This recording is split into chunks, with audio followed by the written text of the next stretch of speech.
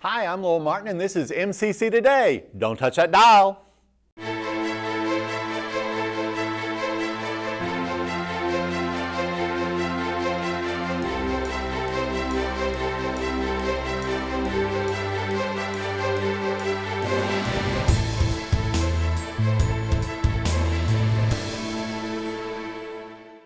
On today's show, we have Sheila Johnson, Lucy Dormont, Lydia Boutwell, and Jermaine Harris. We are all over the place. You're going to learn a lot. Not essential. Never let anyone tell you that again. Never doubt your abilities to make a difference. How do I know this about you? Because I'm a teacher. I am the one who will push you harder and farther than you could have ever imagined. Teach you things that you never thought possible. And if you will give me 100%, then I will stand shoulder to shoulder with you, and together we will change your future. MCC, find your wings. And we have the wonderful Miss Sheila Johnson here today. How are you doing? I'm good. How about you? Oh, doing well. Now, you are the Medical Lab Technology program. You're in charge of the program. I could not come up with the words. Do I need to give you the word? Yes. Coordinator. Thank you, program coordinator, and you are one of the instructors. Yes. Okay. I have not been in your neck of the woods for a while. How's everything going down there? Well, if you'll wait till January, it's going to be beautiful. Okay. Because we're getting a remodel, a reconstruction, reconfiguration. Yeah, so it's going to be really good. It's going to be more suited to a true lab and what we really need. Yeah, there was a little bit of destruction this summer. So. And you get through you live through the destruction, yes, and you still we're have gonna come out smelling like roses. It's like, just going to take till January. It's gonna look good. I is. promise you, it's gonna just look good. Come right now. Now, typically speaking, you have how many students each fall? We take in 15 new each fall. So each August starting, we take in. We start looking for them about the April before. Okay. So, but yeah. So what are the prerequisites to get into? Any. Okay, you have no prerequisites whatsoever, and it is a 2-year program. It's 2 years, yes. Okay. So what we've done is we've worked in your general education. Now, I don't want anybody to misunderstand. When we say we don't have prerequisites, you still have to be a very strong student. Sure. Okay. Sure. You still have to have a strong ACT, so 24, 25, somewhere in there. Okay. Composite. Composite. Okay. Sure. And then you, if possible, if you are in high school, and you can take any of the dual enrollment, we strongly encourage that.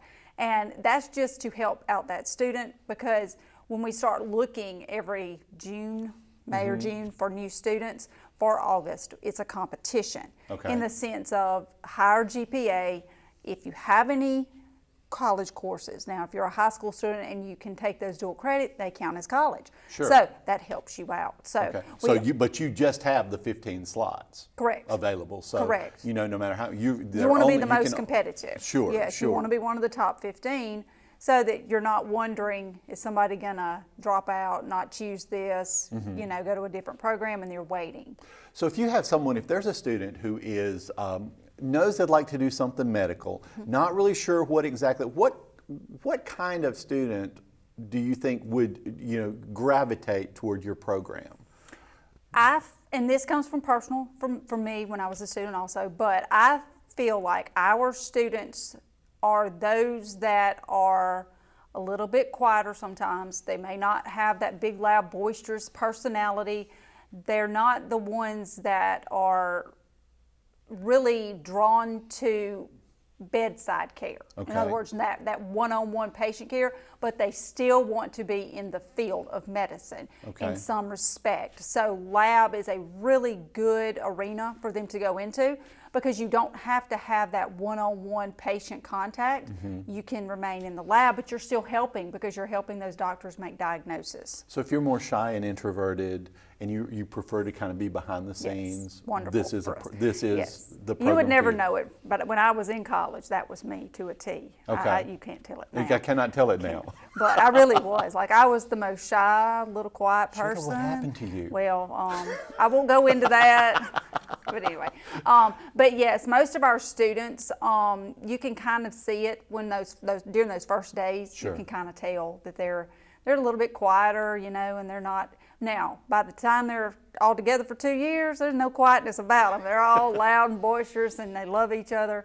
But yeah, we do tend to have more students that gravitate toward us if they're a little bit more introverted, as you said. Now, okay, it is a 2-year program, Yes. and at the end of 2 years, you get your AAS Yes. degree. And you are qualified to take national boards Okay. immediately upon graduation. Okay, and upon taking national boards and passing, you can go anywhere in the Anywhere in country the United States. and Make all kind of money. make all kinds of All money with kind this of program. money. What types of jobs are you eligible for after taking this program? They can work in hospital laboratories. That is probably where most of ours gravitate toward. But you can certainly work in like a doctor's office or clinic lab. Those are really good positions if you have young kids, or if you don't want to do the weekends and the holidays, or if you want to get one of those jobs during the week and then go work at a hospital on the weekend. We have students that do that all the time. Okay. There's also a really big movement now that used to be just focused on nursing, but now it's moving also into other areas of healthcare, and that's travel. So Okay. you can do travel tech is what Really? they call it, and you can really rack up the money that way. Okay. Because they're going to pay your salary, but they're also going to pay you for relocation.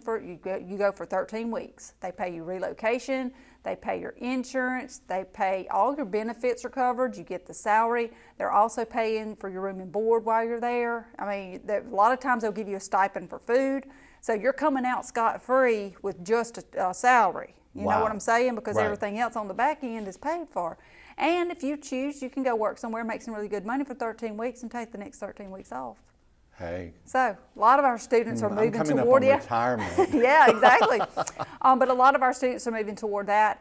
You can also, if you choose, if you like animals, you could work in a veterinarian's office. If they have a Okay. lab, you're very qualified for that. Okay. So, yeah, so that would be a good one. Now, if now, and this we've been talking about this the last few times you've been on, that this is an essential job. It's probably more than essential, but we'll go with essential. Sure, yeah. I mean, you know, because I don't know what word to use, but you're yes. right. You've got to Yes, have yes. medical lab technicians. You've got to have these You do. people. Yes, So you do. this is not something that you're going to be, you know. If you can't find a job, it's because you don't want one. Okay. Seriously. Like, And as you said, you can go and do travel, but the regular money's pretty good oh, it's too. really good too. You So- can get all kind of sign-on bonuses now that weren't available a couple of years ago. The salaries have increased. In Okay. some places, it's like almost double what you could used to make, at least 1.5 We're times gonna have in to some talk areas. after the Yeah, but really in some areas of the country, you know, you can also, if you don't want to travel, but you don't want to stay in, let's just say the South, Okay. you can go out to the Midwest. You can go out any of those areas out there, and they will, you know, once again pay for you to move. They will pay you sign-on bonuses to come work for them for, you know, 6 months to a year. So you can truly make some money. Well, if you decide, or if you would like to continue your education, is that a possibility as well? Certainly. There Okay. are online schools all over the country, but I'm going to keep it local, okay? Okay. I graduated from the University Medical Center, so please go there. And I also went to Southern, and they also have a program. So Okay. you could go there. How would additional education benefit? They can one of our become a students? lab manager, they can become a lab supervisor, they could move out of the lab if they chose to, up into administration in certain cases. Mm-hmm. So it really ups your potential for Okay. that, you know, upward mobility and getting to a different place maybe than where you are. But please note that you can still make really good money and do wonderful work as an MLT. Well, most of the students who complete the program here, Yes. and I just want to know, I'm throwing you over under the bus here, and so please forgive me. Are the statistics pretty good on them, on employment for them? 100% for at least the last 10 years, if not more. And like I Wow. say, if you don't work as an MLT, it's only because you've chosen not to. Seriously. Like the local hospitals have tons of openings right now. They're begging us. They are begging. Okay. You've got jobs just everywhere right now. They cannot find enough people who have the qualifications Well, there you to be go. a lab tech. Okay. And you can't do So if this someone is OJT. interested in your program, who should they contact? Who should they get in touch Well, they can with? call me. Okay. But my office number is going to be 601-484-8755. I'm in class quite a bit, so you can always leave a voicemail. I promise I'll get back to you.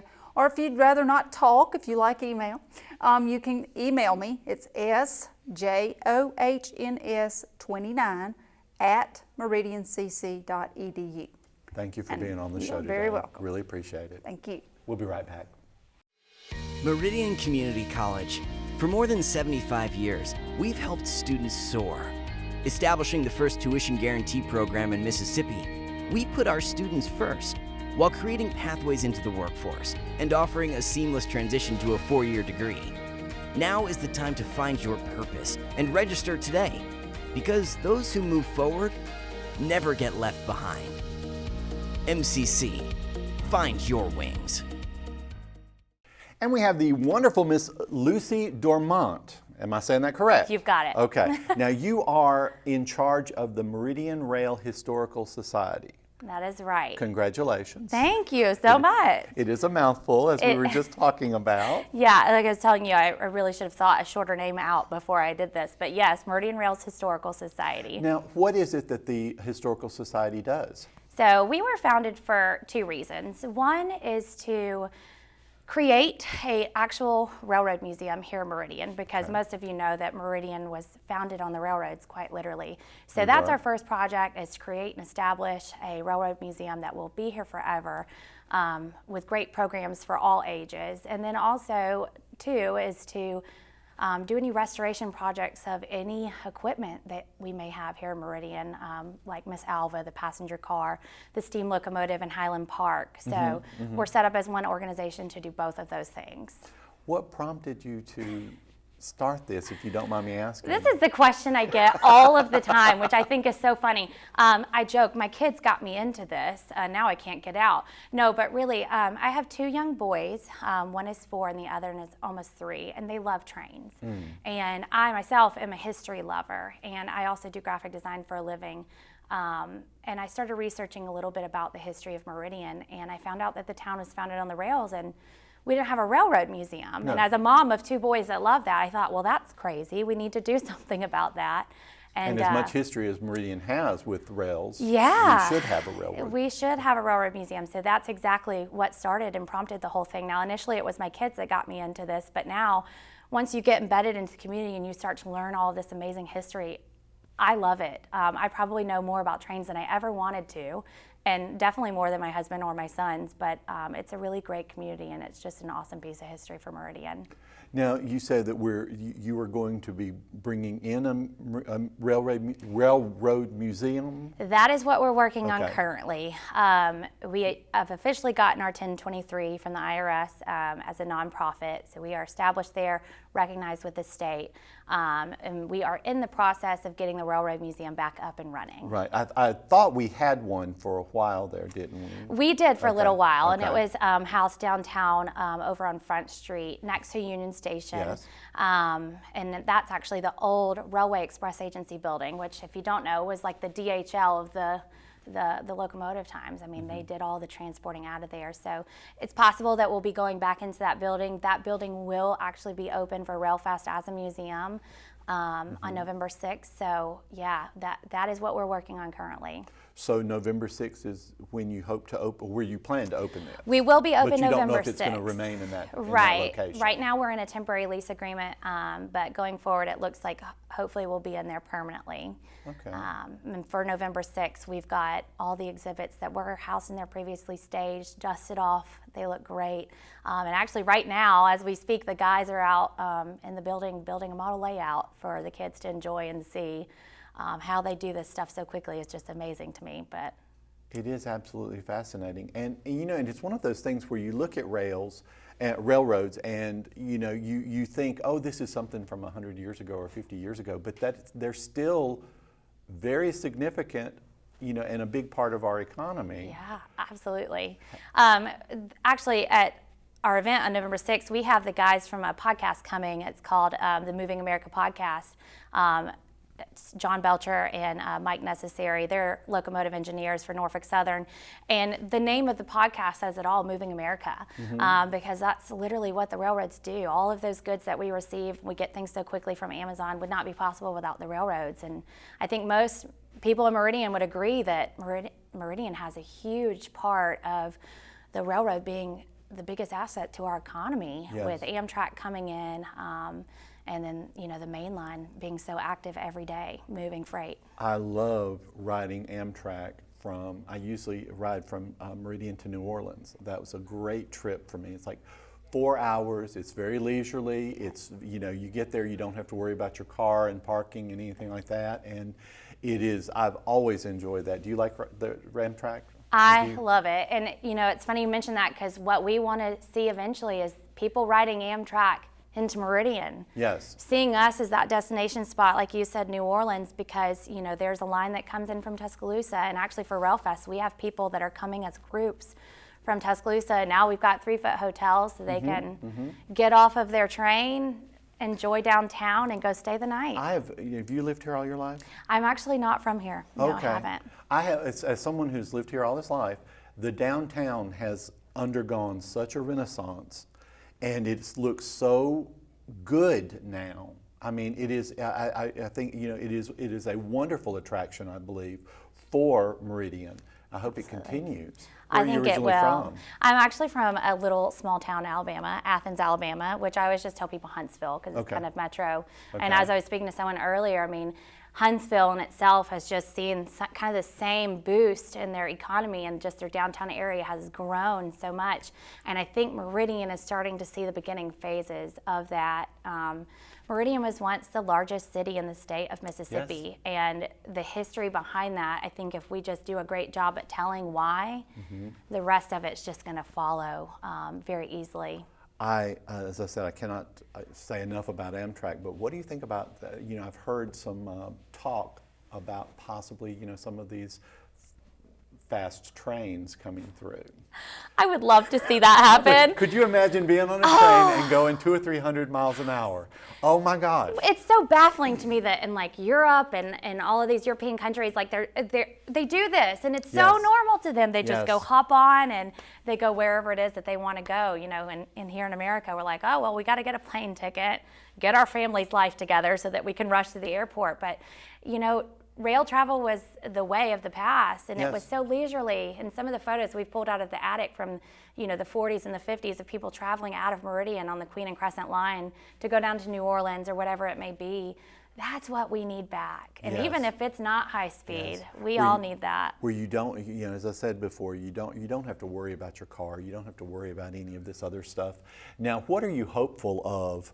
That, you know, what are you hoping that this society can, this historical society can accomplish? We have big goals, and sometimes when I tell people this, they just look at me like I'm crazy, which if you've never seen this done or you've never heard of this, you probably would think the same thing. But, you know, our ultimate 5 to 10 year plan is to see the steam locomotive in Highland Park. If you don't know much about it, it actually formerly belonged to the Susquehanna, New York, out of Pennsylvania, and it is the last remaining piece of equipment ever built for them. We want to see that thing relocated and restored on 2 parts. One would be cosmetically with a working steam whistle via air compressor as we continue to raise funds to actually fire up the boiler, run it on steam down the rails, because man, what a tourist opportunity that is for Meridian. Yes. People don't realize, but there are hundreds of thousands of people that travel to see live steam locomotives and ride on them. So that's what we want to see happen. Well, if anyone wants to get in touch with you, how can they get in touch with you? Yeah, so there's a couple of ways. Our website is meridianrails.org. Okay. And then also, we would love to have people come out to RailFest, which is going to be on November 6th in downtown Meridian from 8 to 4 o'clock. It's going to be in conjunction with Soule's Live Steam Day. They go hand in hand. Yes. So we'd love to have people come out and visit us there as well. And you can find us on Facebook at Meridian Rails Historical Society. But we just love to have all your support. Well, listen, thank you so much for being with us today. today. Thank you so much for having me. I really enjoyed it. Appreciate it. We'll be right back. Since 1996, the MCC Foundation Tuition Guarantee Program has provided students an opportunity to find their potential. Thousands of students have benefited from the program. Over $6 million have been invested in the students who learn and live right here in our community. This program is funded by individuals and businesses who believe in our students, our families, and the economic impact of an education at Meridian Community College. Now is your chance to offer support. Give today at meridiancc.edu/give. And we are back, and we have Miss Lydia Boutwell and Mr. Jermaine Harris, and y'all are from the Boys and Girls Club. Now, Mr. Harris, you are the Director of Operations? Yes, sir, I am. Okay, and you are on the board for the Yes. Boys and Girls Club. Well, what exactly, we've all heard of Boys and Girls Club, but what exactly do you do at the Boys and Girls Club? Well, our is an outreach for youth. We look to go ahead and reinvent ourselves in many different ways. Without a doubt, the pandemic has took a change and we have to reinvent ourselves. We're still here, and I think that's the part that we like to speak when it comes about Boys and Girls Club. We still here. We have 8 clubs altogether, 6 that are up and running. Our numbers was well at 900, but we done dwindled down to 500, but we're slowly increasing. Okay. But what we look to do is just give the kids an avenue where they have a safe haven, a home away from home. Wonderful. And at the end of the doggone day, we give them real life lessons. And I think that's the best thing that you can give any child is the truth, care, safety, and love. Excellent. Now, I think what I've heard so often with the Boys and Girls Club are your after-school programs. So a lot of times you have young people who finish school and then they come to you until their parents get off work or whatever, right? We're a year-round program. We have a fall program as well as a summer program. And you hit it on the head. During the fall, we serve more of an avenue for the homework help. Like I said, we provide hot meals for our kids because it would be hard to try to go ahead and get a child to concentrate on work when their stomach talking to them. Yes. So yes. we provide them with hot meals at each one of our centers as well as a snack. And then we are homework help. And I think that's the biggest plus that can be to a lot of our working parents is that we can look to get most, if not all, of the homework done.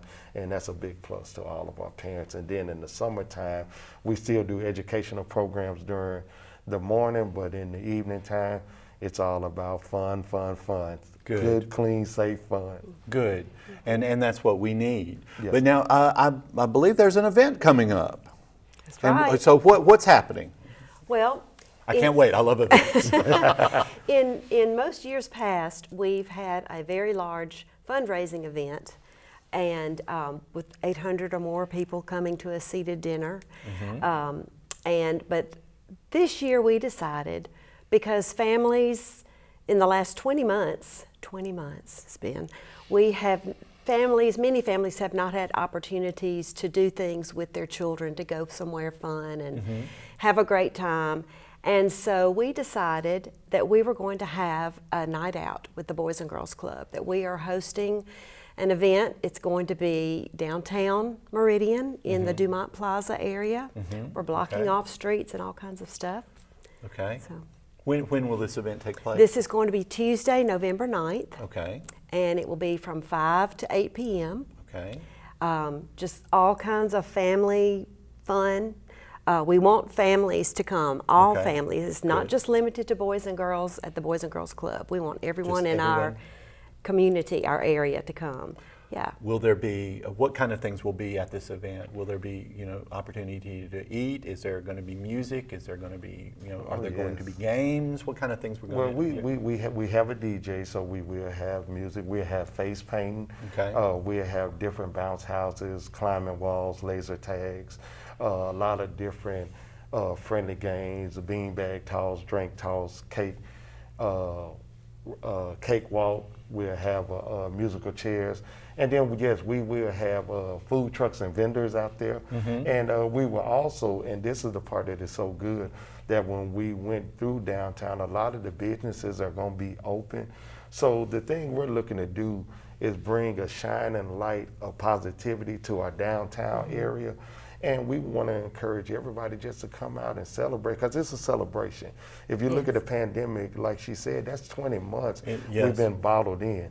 We want to just have a time where we can come out and everybody can go ahead and fellowship and have a great time, try different foods, play different games, enjoy the music. We got a lot of different volunteers. So it's just going to be a night out where everybody can just come fellowship and have a great time. Is there a cost associated with this? I mean, is it going to cost you to get in, or cost you to? Not at all. The only cost will be the food truck sales. Okay. For So if they- purchasing and the of businesses food. that are open, because we want to Right. go ahead and bring some revenue into our downtown district. So That'll be the only thing that'll be. For Are sale. you hoping that this might become an annual event for Well, you? It's one of our annual events. We usually do our Nickelodeon Worldwide Day of Play. We usually did it in Highland Park. We looked to and think with the vision of Miss Lydia, she wanted to take it from Highland Park, put it in our downtown area. And I think that's a plus because at the end of the day, there's so much in our downtown area that a lot of people don't know. They do not. Right. They really don't know. So that's why we're shining a light and putting a magnifying glass so people can just really see this is what our downtown has to offer for our community. And I think that's a plus. Well, and I was actually just telling our last guest, I've lived in this community all of my life, and our downtown has undergone such a renovation and a Yes, renaissance. yes. It is so beautiful downtown. It It is is. such a welcoming area. Yes. I am so glad that y'all are that y'all are putting this spotlight on there, and hopefully it will, encourage more people to do more things downtown. Yes, How indeed. if you don't mind me asking, because we are all, I think, suffering from COVID fatigue, and we had to adapt quickly. Yes. How did COVID affect you with the Boys and Girls Club, if you don't mind me asking? Honestly, we reinvented ourselves. We always adjust to what it is that our community and our kids need. If you look at it, when COVID hit, we still here. We never stopped. We was not doing stop. meals, and we was giving out meals to needy families in community areas, public housing areas. We always look to be what it is that we need to be for our community, and that's putting kids first. But not just putting kids first, families as well. So when COVID hit, we didn't take a step back, we stepped up. Good. And I think that's the plus with the November night out that Miss Lydia, Miss Mitzi, and our board put together. When they know we still been here through it all, and we still been serving our families, our kids in this community, we just want to celebrate that we're still here. We're still here. Are these changes, adaptations, are these things that you hope will continue into the future? Absolutely. That's one of the things that we've had here at the college is we had to adapt, and sometimes we had to pivot very quickly on things, but not all of it was bad. Some of it we're like, hey, let's keep this one. That's it. Let's keep this. Well, trial and error. Definitely You trial and error. won't know what will succeed if you don't go out there and try. This is And true. that's the part where we're driven by, our great leader, Mr. Ricky Hood, who in turn has a great support system with the board. And then in turn, the vision he has is what we carry out with his staff. And I think that we are always trial and error. But the one thing we know, we can't sit back. No. There's so many people out there that need us, and this November night out is needed. It's Okay. needed for families, it's needed for kids, it's needed for our community. Will you tell us one more time, date, time, place? Okay. Okay. It's going to be Tuesday, November 9th from 5 to 8 in the evening, and it will be at Dumont Plaza in that area. We've got streets blocked off and everything. So come down and Yes, come just down enjoy and visit it, and enjoy see the your camaraderie downtown. and Yes. bring your family, Yes. and it's going to be a great event. Yes, it is. I want to thank y'all so much for being on the show today. I Thank you for appreciate it. I having hope to us. have you back. Indeed. Thank you. We'll be right back. With so much uncertainty in our world, we are thankful for the heart and determination of those who have followed their calling in healthcare. They work tirelessly on the front lines every day to make a true difference in our community. At Meridian Community College, we take pride in training these heroes and are grateful for their service in this time of great need.